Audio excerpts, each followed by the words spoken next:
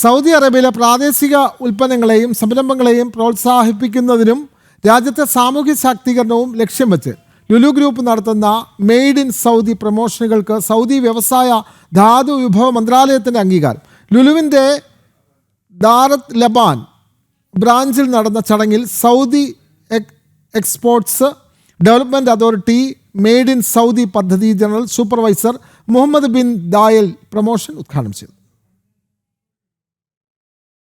Saudi അറേബ്യയിലെ പ്രാദേശിക ഉൽപ്പന്നങ്ങളെയും സംരംഭങ്ങളെയും പ്രോത്സാഹിപ്പിക്കുന്നതിനും രാജ്യത്തെ സാമൂഹിക ശാക്തീകരണത്തിനായി സവിശേഷ പങ്കാളിത്തം വഹിക്കുന്നതിനുമായി ലുലു ഗ്രൂപ്പ് നടത്തുന്ന മെയ്ഡ് ഇൻ സൗദി പ്രമോഷനുകൾക്ക് സൗദി വ്യവസായ ധാതു വിഭവ മന്ത്രാലയത്തിൻ്റെ അംഗീകാരം. മന്ത്രാലയവും സൗദി എക്സ്പോർട്ട് ഡെവലപ്മെൻറ്റ് അതോറിറ്റിയും സംയുക്തമായി നടപ്പിലാക്കുന്ന നജൌദ് ബിഖൈർന 2026 പദ്ധതിയുടെ എക്സ്ക്ലൂസീവ് റീറ്റെയിൽ പാർട്ണർ എന്ന നിലയിലുള്ള ലുലുവിൻ്റെ സുപ്രധാന പങ്കിനെ സൗദി വ്യവസായ വകുപ്പ് മന്ത്രി ബന്ദർ ഇബ്രാഹിം അൽ ഖുറൈഫ് അഭിനന്ദിച്ചു.